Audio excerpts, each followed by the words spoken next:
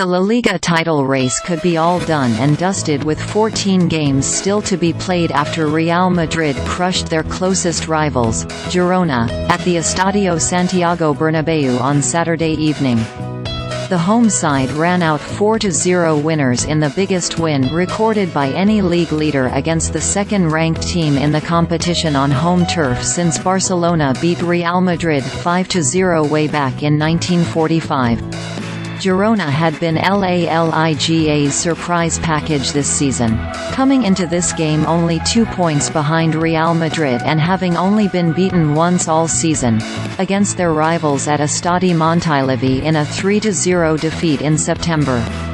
The visitors had the odds stacked against them for their latest encounter, with coach Míchel given a touchline ban after being sent off for his protests against a refereeing decision against Real Sociedad last weekend.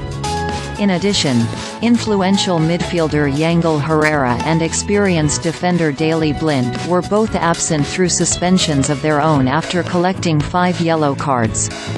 That wasn't to say that Carlo Ancelotti didn't face his own headaches in the Real Madrid camp. Antonio Rüdiger was forced out through injury, meaning that the Italian had no fit central defenders for this game. In the end, there were few defensive concerns for Real Madrid as Girona failed to register a single shot on target at the Bernabéu. Instead, it was Vinícius Júnior who opened the scoring on only 6 minutes with a fine curling effort from the edge of the box. Once the treasure chest was open, Real Madrid found their space and allowed Jude Bellingham to exploit it, with the England international scoring a further 2 goals to give the league leaders a convincing advantage over their closest rivals. In another moment of individual brilliance, Rodrygo Goes made it 4 as he ran through the Girona defence and then curled the ball past Paulo Gazzaniga in the Girona goal, with Joselu then missing the chance to make it 5 as he hit a penalty kick against the post on the stroke of full time. In mathematic terms, Girona are very much still in the fight.